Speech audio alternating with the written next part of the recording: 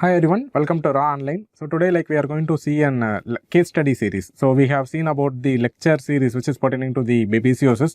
So now we are going to see a particular case study. So I will show you a case and we will solve one by one. So let us go into our case study now. So here we have our case study. So an Indian doctor cleared his USMLE exam and doing his residency in United States of America. So he attends a patient with continuous fever for the past 5 days. And the blood sample was sent to the peripheral smear examination for malarial parasite and microfilarial examination, which did not reveal any malarial parasite or filarial pathogen, but revealed the presence of ring form inside the RBC, suggesting Maltese cross form.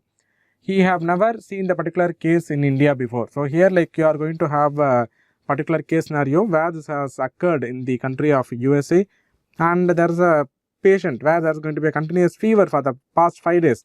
And the blood sample did not show any malarial pathogen or microfilaria in the peripheral smear examination, and there is the presence of this particular Maltese cross form inside the particular RBC, and this particular case has been never seen in India. So now it is a case which have occurred in USA and it is not common in our part of the world.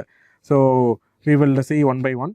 So what is the diagnosis? So you have a clue, we have a very good clue, this particular case is in USA and it's having a Maltese cross form.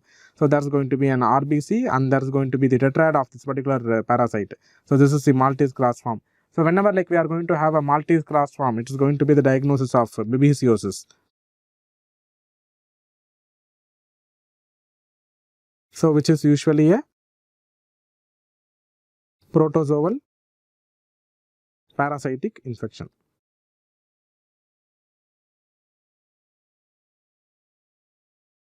Which is going to infect the RBC.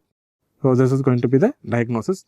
And what is the infective agent? So infective agent is going to be the particular protozoal parasite which is called as Babesia microti.